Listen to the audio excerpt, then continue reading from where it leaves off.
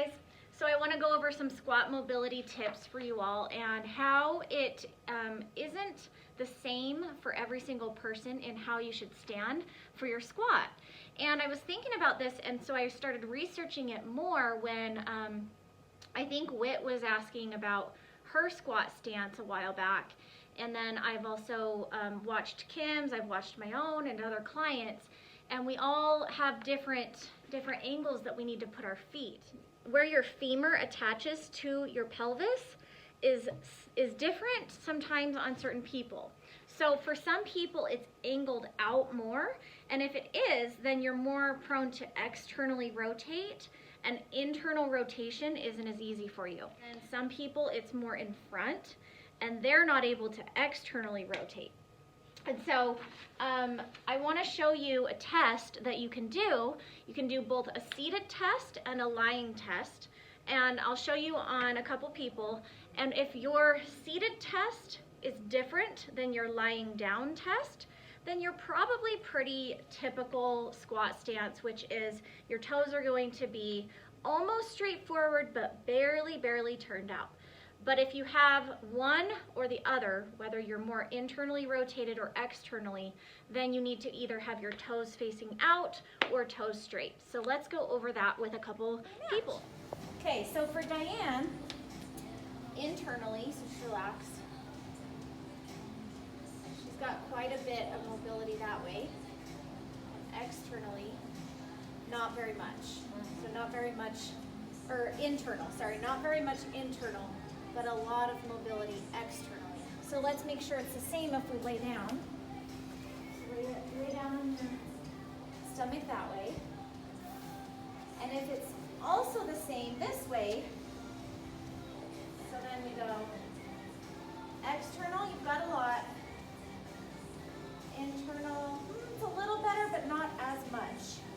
So now we know for Diane, go ahead and stand up, that her hips, her femur is attached more at an angle, so she's gonna need to have a wider stance with her toes turned out. Yeah, now try to go narrow. Not as much. Okay, so let's check Kim's external rotation first.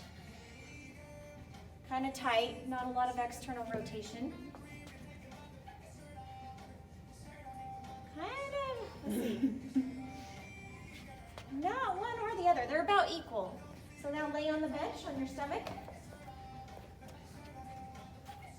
And we'll do the same thing. Okay, so we're gonna check now a lot more internal rotation. External.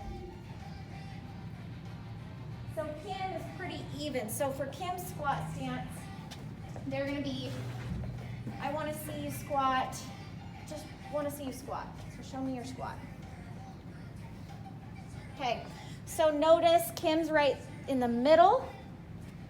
So your toes aren't really turned out, but you're also not exactly forward. You have barely a slight turn out. Yeah, tight. Yeah, ow, sorry, crack you. And then that one doesn't hurt. Okay.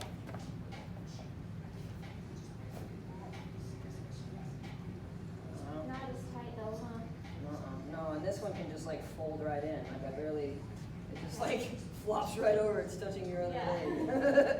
Okay, so then I'm like more mobile when I'm laying down than I am here. So they're not the same, and that says that I'm pretty average, except we noticed it was still a little bit tighter to internally rotate. So I need to turn my feet out a little more than you, but not as wide as Diane's were. Because her attachment was like way more at an angle than mine. So this is probably that's like my best squat stance there. Also keep in mind that sometimes you're not as mobile because of muscle tightness and not because of where your femur attaches to your hip. So you might be tight like in your TFL, you might be tight in your IT band, in your adductor area, piriformis.